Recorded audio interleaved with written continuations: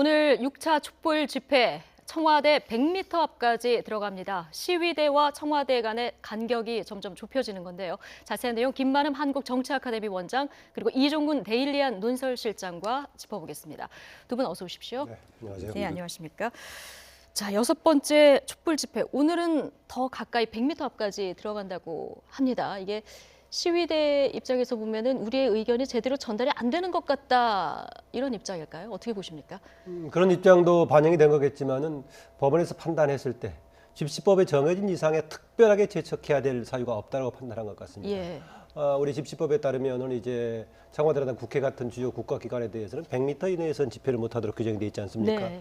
그걸 제외하고 나머지 장소라든가 시간 같은 것은 이제 신고하는 집회 주최 측이 할 수 있도록 돼 있는데 그동안에 청와대 주변에 대해서는 여러 가지 이제 대중적인 분위기에 휩싸여가지고 혹시 위험스러운 뭐가 생기지 네. 않을까 우려해가지고 많이 차단을 했었죠.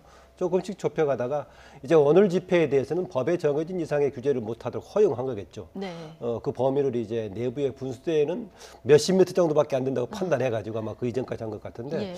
원칙적으로는 바람직한 방향이라고 봅니다. 더구나 네. 그동안에 5차 집회 때까지 혹시 경찰에서 규제하고자 우려했던 부분도 나타나지 않았었고요. 네. 또 한편으로는 이 정도의 지금 상황이라면 시민들의 입장에서는 가장 적극적으로 집회를 통해서 의사를 표명하는 게 당연하지 않느냐 그런 원칙을 반영해 준 것 같습니다. 네. 지금 뭐 창성동 별관에서 청운동 효자동 주민센터 이번에는 효자 치안센터까지 이제 들어온 건데요. 네네. 그런데 이게 이제 시위대가 신청을 하면 경찰이 불허하고 법원이 또 허가하고 이게 계속 반복되는 거 아닙니까? 네, 그런데 반복됩니다. 경찰은 왜 이렇게 모르진 않았을 텐데 네, 계속 자 이게 똑같은 불허를 사안을 하는 두고 걸까요? 어떻게 바라보느냐의 차이였던 예. 것 같아요. 뭐냐면 자 예를 들어서 800m에서 이제 그 다음 주는 400m, 그 다음 주 200m, 이제 100m까지 갔습니다. 네. 그런데 행정법원이 언제나 그것을 받아들이는 이유는 지난주에 평화적인 어떤 결과를 낳지 않았느냐. 그러므로 이것도 받아들인다. 이런 어떤 문구가 언제나 있어요. 네. 그런데 경찰은 그걸 어떻게 얘기하냐면 예를 들어서 5시 반까지 허가를 받았는데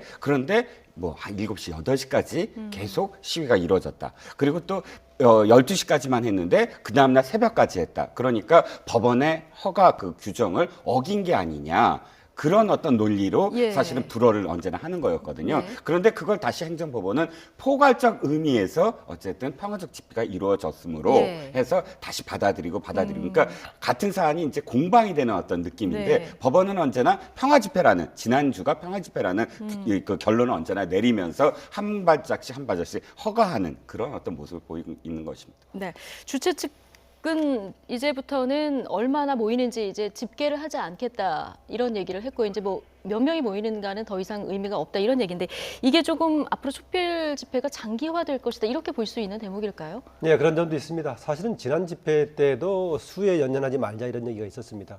그런데 지난 집회는 징검다리로 이제 그동안은 지역에서 했다가 서울에 집중했던 시기이기 때문에 아마 예. 수의 동원이 상당히 필요했을 겁니다. 그리고 현실적으로 보더라도 그전만큼 지난주만큼 과연 모일 수 있을까 좀 이런 생각은 들긴 합니다. 그래도요 박근혜 대통령 3차 담화를 두고 지금 야권을 중심으로 탄핵을 9일 날 이제 국회 본회의에서 이제 투표에 붙이겠다라고 신청이기 때문에 촛불의 수의 규모도 상당히 영향을 미칠 예. 겁니다. 그래서 내심으로는 아까 앵커가 지적했다시피 내심으로는 얼마나 지금 참여할 것인가도 한번 촉각을 곤두세우고 있을 예. 것입니다. 만약에 그러나 장기화된다면은요 그런 규모의 문제가 아니겠고 과연 평화적인 상태로 과연 유지할 수 있을 것인가 서로의 이제 의견의 차이가 많이 나게 되면은 분위기도 상당히 격화되는 것인데 이게 조기에 정리가 되지 않으면 혹시 그동안에 세계적으로 상당히 칭송을 받았던 집회의 성격도 바뀌지 않을까 약간 우려가 되는 바도 있습니다. 평화 집회에서 어떤 성격이 바뀌지 않을까 우려되는 부분이 있다 그 말씀해 민심이 직접 주셨는데. 반영된 부분하고요. 이제 예. 국회라든가 대기관에서 수렴하는 방식은 약간 다를 수가 있습니다. 민심은 직접적으로 그대로 분노를 표출하지만은 국회 등의 대기관에서는 그걸 어떻게 수용할 것인가, 잘 수렴할 것인가 방법인데 그게 약간 차이가 있을 수 있는데 워낙 괴리가 크다 보면은 그게 민심의 평화적인 표출도 네. 과격해지면서 예. 더 커질 수가 있습니다. 지금은 이제 그동안에는 국회 쪽이 상당히 민심을 반영하는 쪽이었는데 이후 진행되는 과정에 민심과 괴리가 커진다면은 네. 민심의 표출 방식도 달라질 소지가 있어 보이긴 합니다. 그렇죠. 자, 오늘 보수단체 맞불 집회도 예정이 되어 있습니다. 그동안 서울역에서 진행을 하다가 자, 우리도 중심부로 가겠다 그래서 오늘 광화문까지 이제 행진을 한다고 합니다. 네. 그러면 지금까지 항상 충돌 우려가 조금씩 제기됐는데 평화적으로 마무리가 됐었는데 글쎄요. 오늘 어떻게 그렇죠. 될까요? 그것도 지금 굉장히 우려된 상황입니다. 예. 지금까지는 서울역에서 했고 또 경찰이 아예 또 차벽을 예. 숭례문, 남대문을 중심으로 해서 차벽을 세웠어요. 그래서 딱 그 차벽까지만 이 시위를 하고 다시 서울역으로 돌아가는 보수단체가 그렇게 됐는데 아마도 오늘은 좀 그 진영의 어떤 문제가 좀 드러나지 않을까. 네. 이 6차까지 되고 보니까 사실상 이 주최 측에서도 문화재를 줄이고 행진에 주력하겠다라는 건 문화재가 사실 굉장히 큰 역할을 했어요. 예. 일반인들 참여하는 참여도를 높일 수 있는 계기가 됐고 또 한 그렇죠. 가지는 격렬해질 수 있는 것을 언제나 좀 이렇게 눌러줄 수 있는 가라앉히는 부분이 있죠. 그런 그 효과를 했거든요. 그런데 행진에 주력하다 보면 흥분할 수 있는 소지가 크고 그러니까 더군다나 오늘부터는 이제 청와대 행진에 집중하겠다는 거 그렇습니다. 아니겠습니까? 청와대에 왜 이렇게 그 점점 근접할수록 사실은 멀어질수록 청와대라는 실체는 안 보이는데 100m라면 청와대가 보이는 거리거든요. 네. 그렇다면 눈앞에 보이는 청와대를 향해서 사실은 어떤 돌발 행동이 이루어질 수도 있는 가능성이 네. 분명히 있어요. 상존하는 예. 것이니까. 그래서 그 두 가지 점입니다. 행진에 주력하겠다는 것이 어떤 결과를 낳을지 예. 또 한 가지는 말씀하셨듯이 보수 단체 또 박근혜 대통령의 지지자들이 폴리스 라인을 뚫고 어떤 행동을 보일지. 그러니까 네. 경찰이 지금 아직까지는 그것을 어디까지 저지하겠다, 보수단체의 충돌을 저지하겠다는 그런 공식적인 발표가 없는 걸로 아는데 예. 아마도 경찰이 그렇게 뭐 지켜보고만 있지는 않을 거라고 믿습니다만 그래도 우려되는 지점은 확실하죠. 네, 오늘 집회도 평화롭게 좀 마무리가 됐으면 좋겠는데요. 그런데 박사모 예. 후보가 퇴진 반대예요. 퇴진 반대. 근데 오늘은 또 즉각 퇴진 아니겠습니까? 시위대 즉각 퇴진인데 구호는. 저는 퇴진 반대라면은 시민을 향한 집회가 아니고 박근혜 대통령을 향해서 그 집회를 하는 게 맞지 않나라는. 왜냐하면 박근혜 대통령은 지금 임기 단축도 염두에 두고 있고 퇴진도 염두에 두고 있는데 박근혜 대통령을 향해서 집회하는 게 맞지 않나. 오히려 이 시민을 향해서 아니면은 지금 그 서울 광장이라든가 광화문 광장을 향해서 한다면은 즉각 퇴진이 아닌 합의 퇴진을 요구하면 모르겠지만은 퇴진 자체를 반대하는 거라면은 시민들의 목소리를 향해서 하는 것이 아니라 박근혜 대통령과 청와대를 향해서 가야 할 것 같은데. 그렇지 않겠습니까? 박근혜 대통령이 지금 퇴진을 하는 쪽으로 네. 방향을 잡고 있으니까. 오늘 그럼 양쪽 다 청와대 앞에서 시위를 해야 되는 그런 상황이 되는 건가요? 자, 국회도 지금 국민 눈높이에서 미진하다 보니까 오늘 뭐 촛불이 일부 국회 앞에서도 집회를 한다고 합니다. 낮에는. 자, 오늘 새벽에 야3당이 대통령 탄핵안을 9일 국회에서 표결한다. 돌고 돌아서 다시 원안으로 돌아온 겁니다. 그동안 좀 균열이 생긴 모양새인데 이거 전열을 좀 가다듬었다 이렇게 볼 수 있는 겁니까? 아닙니까? 급한 불을 껐다고 표현해야 급한 불을 되겠죠. 껐다. 왜냐하면 예. 급한 불이라는 게 어찌됐든 토요일 오늘 집회가 또 6차 집회까지 이어지고 또 이제 촛불 민심이라는 표현이 또 이제 언론에서 부각이 될 정도로 사람들이 많이 모일 겁니다. 또 뜨겁게 목소리를 낼 테고 또 지금까지 1차에서 4차까지는 하야밖에 없었지만 네. 5차부터 이제 탄핵 목소리가 나오기 시작하면서 오늘은 구속까지 굉장히 구속하라는 목소리가 높아질 텐데 문제는 사실 그 야당이 한 번도 단일한 목소리를 낸 적은 한 번도 없습니다. 네. 늘 이 정도의 차이가 지금까지도 있고 그랬죠. 또 예. 요구하는 게 다 달랐어요. 뭐 문재인 전 대표나 안철수 전 대표가 약간씩 다 다른 어떤 예. 목소리를 내고 있었거든요. 그런데 당장 발의를 좀 늦추려고 국민의당이 하다 보니까 그것이 이제 뭐 새누리당의 이중대다 뭐 이런 식의 어떤 비판이 쏟아지고 이 촛불 민심은 무조건 어쨌든 하야다 내지는 무조건 탄핵이다 즉각적인 퇴진이다 네. 이렇게 압박을 하다 보니까 국민의당이 물러서는 모양새 네. 그다음에 민주당은 도리어 국민의당한테 비박하고 그럼 6일 동안 합의해 와라. 네. 자신들이 나서지 않는 것처럼 얘기를 하고 그러니까 어쨌든 지금 현재 어떤 입장은 국민들 그러니까 촛불 민심 때문에 그런 급한 불을 끌려다 보니까 발의는 일단 하고 했는데, 그 다음에 예. 9일까지 어떤 모양새는 다시 야당이 어떻게 제각각의 어떤 목소리가 또 다시 나올 수밖에 없거든요. 예. 9일이 부결되느냐 또는 부결되지 않게 어떻게 노력하느냐 네. 또 비박이 어떻게 나오느냐 굉장히 변수가 많기 네. 때문에 야권이 단일한 목소리를 월요일부터 다시 낼 수 있을 것인가는 저는 굉장히 미지수라고. 그러면 오늘 뭐 촛불 집회 이후에 전국 돌아가는 상황을 좀 지켜봐야 되겠군요. 네네 그렇습니다. 탄핵 그 소추안 발의를 하는 거는 결국 가결을 목표로 하는 거 아니겠습니까? 이제 그 키를 준 거는 비박계인데요. 그런데 지금 비박계 내에서도 탄핵 의지를 두고 좀 의견이 엇갈리는 그런 분위기입니다. 비박계도 좀 갈라지는 느낌이에요.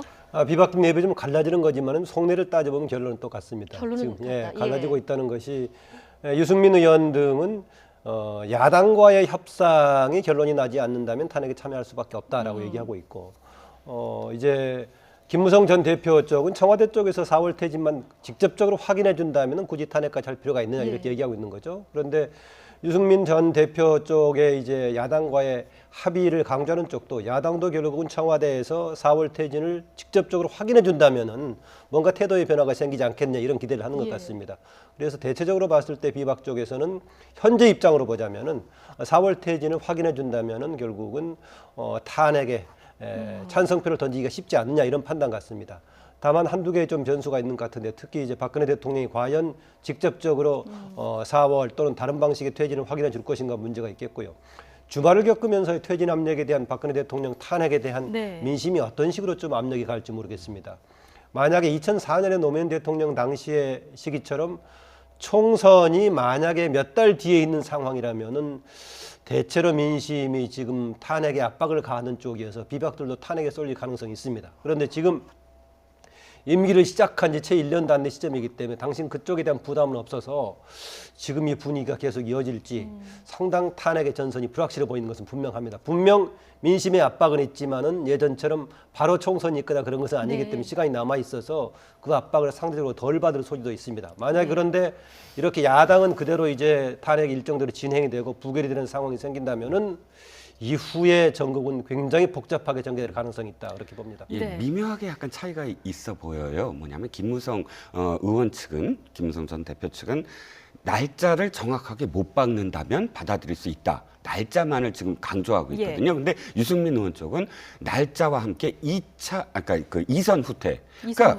4월 말이면 4월 말까지 그냥 대통령의 직을 계속 유지하면서 권한을 다 행사할 것이냐. 국민들은 그거 원하지 않는다. 유승민 의원은 확실한 이선 후퇴까지도 보장을 하라. 퇴진 날짜와 즉각 이선 후퇴를 이선 한다는 후퇴 방법까지도 대통령이 제안을 해야 한다라는 입장인데 지금 반대, 그러니까 탄핵에 찬성하는 비박계 의원의 한 30여 명 중에 사실 김무성 의원 측을 따르는 또 그 의견을 따르는 의원이 약 20명 정도로 보이고 유승민 의원 측을 따르는 의원이 한 10명 정도 보입니다. 그러니까 예를 들어서 이 오늘 내일 만약에 비박계 의원을 대통령이 만난다거나 혹은 다음 주에 뭐 편집국장, 보도국장 오찬을 대통령이 한다거나 했을 때 언급하는 것이 4월 말 퇴진.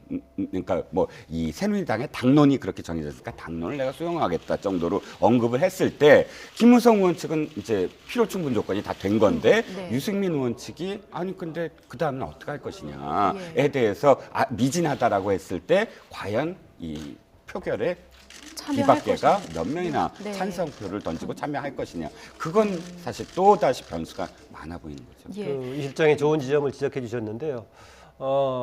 김무성 전 대표하고 추미애 대표하고 논의를 했을 때 중요한 차이 중에 하나는 탄핵을 통해서 한다면은 나머지 기간이 남아있다고 하더라도 사실상 대통령의 직무가 정지가 되는 건데 퇴진 약속을 하고 나머지 대통령이 4월 달까지 있을 경우 대통령이 어떤 역할을 할지 모른다라는 거죠.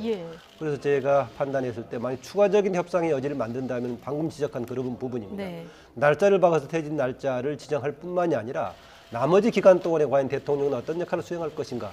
이 선퇴진 문제 굉장히 중요한 문제입니다. 그래서 만약에 총리를 대체할 어떤 총리를 다시 임명하는 이 문제까지 당연할 겁니다. 만약에 이제 4월이라든가 다른 이제 퇴진 약속을 하고 남아있게 된다면은 총리는 당연히 국회에 추천해서 하는 길이 되겠죠. 다만 탄핵했을 때는 대통령의 직무가 정지되는데 자진해서 이제 퇴진한 날짜를 박는다고 하더라도 나머지 기간 동안은 직무 정지에 준할 정도로의 대통령 이선 퇴진 이것을 이 점을 혹시 약속한다면은 야당도 상당히 뭔가 해봐야 되는 거 아니냐 흔들릴 소지가 조금 있을 겁니다. 그렇죠. 그렇군요. 이제 박근혜 대통령이 다음 주쯤에 어떤 담화를 발표할지 이게 이제 관심인데요. 어쨌든 김무성 전 대표는 3차 담화 이후에 지금 입장을 급선회했고요. 지금 비박계가 키를 주고 있는 상황에서 지금 비박계 의원들 그리고 박근혜 대통령의 회동 가능성이 점쳐지고 있거든요. 지금 김무성 전 대표 그리고 황영철 또 지금 비상시국위원회 대변인의 말을 한번 듣고 다시 돌아오겠습니다. 오면 들어가서 의견을 개진하실 생각이 있으신가요? 4월 30일 날 물러나시는 것을 국민 앞에 공언을 해달라는 요청은 할 수 있습니다. 정무수석이 뭐 대통령을 한번 만나는 건 어떻겠느냐 하는 얘기가 있어서 제가 뭐 우리 전체 입장을 얘기할 수는 없지만 저는 대통령 만나서 우리의 진솔한 마음 또 국민들이 목소리가 무엇인지를 전달해드리고 싶다라고 말씀드린 바가 있고. 네. 뭐 이르면 오늘 내일 사이에 회동이 있을 수도 있다 이런 전망까지 지금 나오고 있는 그런 상황인데요. 이 자리에서 뭐 어떤 해법이 좀 나올까요?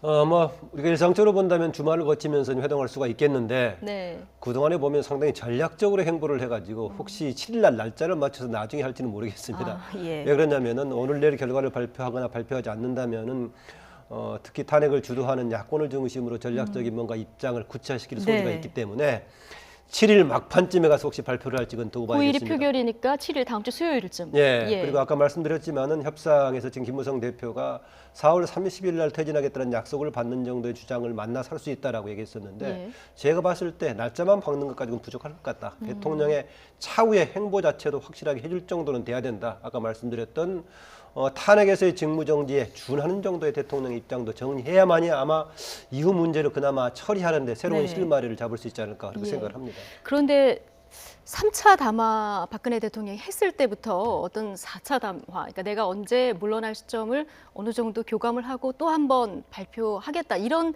계산이 있지 않았을까 이런 지적도 좀 나옵니다. 그때 또 한 번 기회가 있을 것이다 이런 얘기도 사실 박근혜 대통령이 했었거든요. 그렇습니다. 예. 그게 사실 기자들이 네. 돌발적으로 질문하기 시작하니까 나온 답변이다라고 처음에는 다 분석을 했는데 그게 아니었다. 왜냐하면 네. 바로 청와대에서 실질적으로 그 각 언론 매체에 편집국장과 보도국장 또는 정치부장들의 리스트를 다시 확인하는 그런 어떤 작업이 좀 있었던 네. 걸로 압니다. 물론 청와대나 이제 기관에서는 한 번씩 업데이트를 하기 위해서 묻는 경우는 있어요. 하지만 그게 연달아서 그러니까 대통령이 다음에 기회가 있을 것이다라는 말 있은 직후에 청와대에서 각 그 언론사의 국장과 부장들의 네. 어떤 리스트를 다시 확인하는 작업이 있었던 것으로 이렇게 그 나옴으로써 아마도 편집국장 오찬이나 예. 정치부장 오찬에서 이렇게 날짜를 언급하거나 혹은 새누리당의 당론이 이렇다. 나는 받아들일 용의가 있다. 네. 뭐 이런 정도의 언급만 하더라도 언급만, 그것이 예.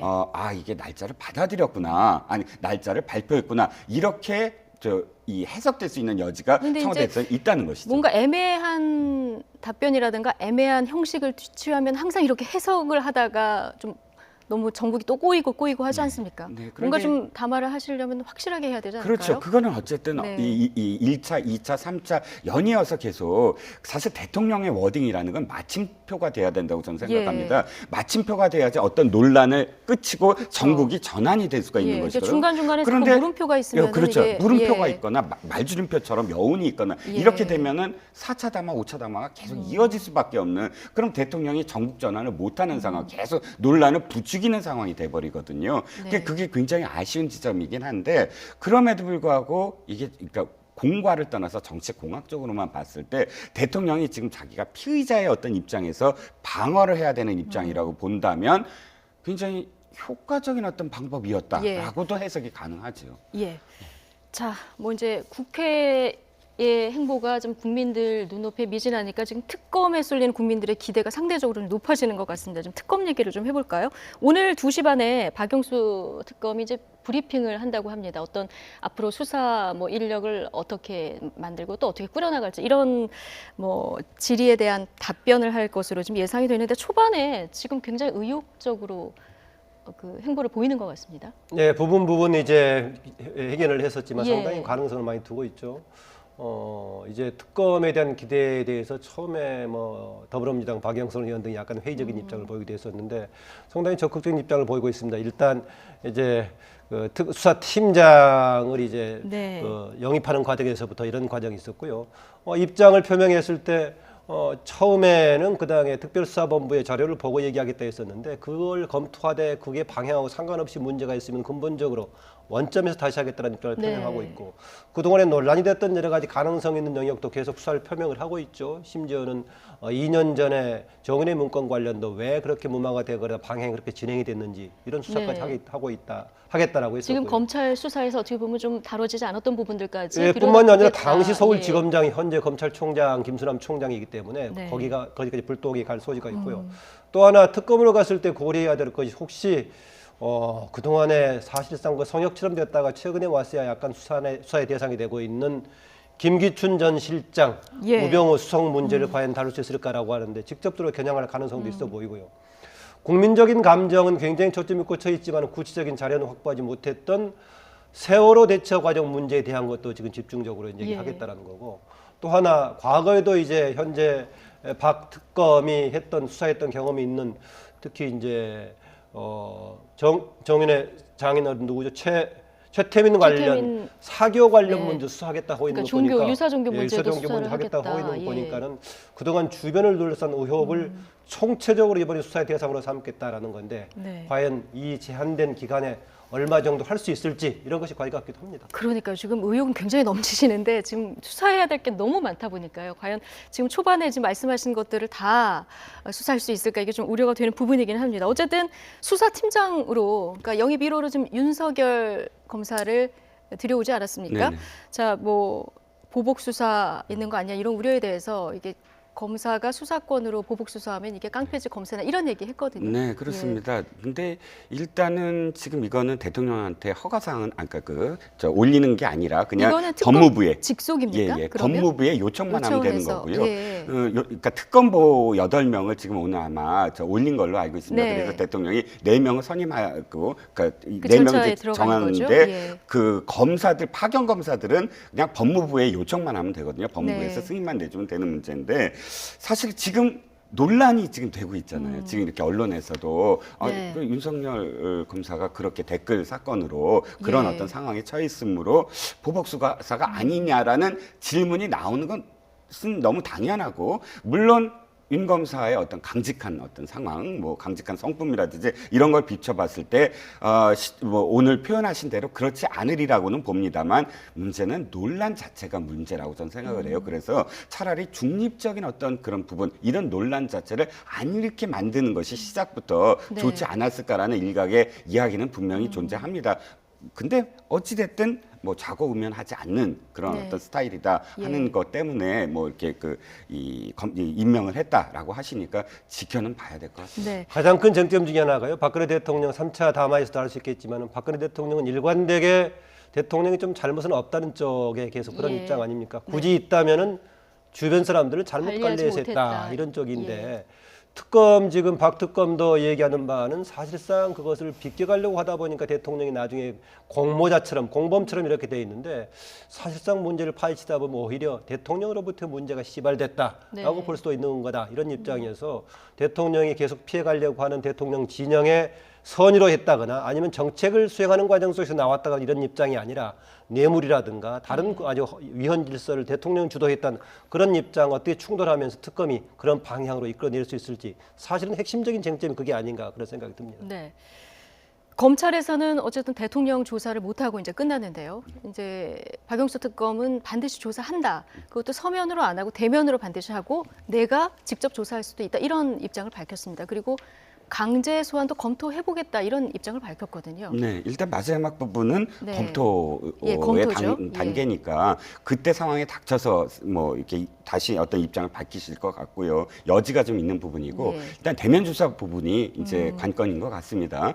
대면 조사가 이루어지면 사실 강제 조사라는 게 없어지니까요. 원인이가 예. 되니까. 근데 대면 조사 부분은 아예 처음부터 지금 특검이 아예 명시하고 있어요. 네. 그러니까 그 부분은 양보할 수 없다라고 아예 적시를 양보할 하고 수 있는 없다. 예. 부분이라서 사실상 이 많은 부분을 말씀하셨는데 의혹 과잉인 부분도 좀 분명히 있어 보이고요. 예. 유사종교 부분 이런 부분이 네. 좀 의혹 과잉이신 것 같긴 한데 시간이 좀 부족하니까요. 그렇죠. 예. 왜냐하면 120밖에 없고 네. 그것도 이제 이 연장을 해서 120일인데 실질적으로 20일 빼놓고는 한 100일입니다. 뭐 이렇게 그 사무실 구하는 문제까지 뭐 포함한다면. 그런데 문제는 뇌물죄에 이제 집중해야 되는 것이고요. 국민들의 어떤 바람도 사실 지금 뭐 직권 남용이라든지 직무유기 이런 정도가 아니라 확실하게 제3자 뇌물 공여죄가 될 수 있느냐 없느냐가 아예 관건이 돼 버렸거든요. 근데 이 부분을 원점에서 검토해서 원점에서 보겠다는 검토하겠다라고 했고, 거거든요. 예. 자, 지금까지 11차례 특검과는 이번이 좀 다른 게 딱 한 가지 있습니다. 어떤 게 있습니까? 특검을 하는 이유는 뭐냐면 기존의 검찰 수사를 못 믿겠다, 그리고 못했다, 미진하다,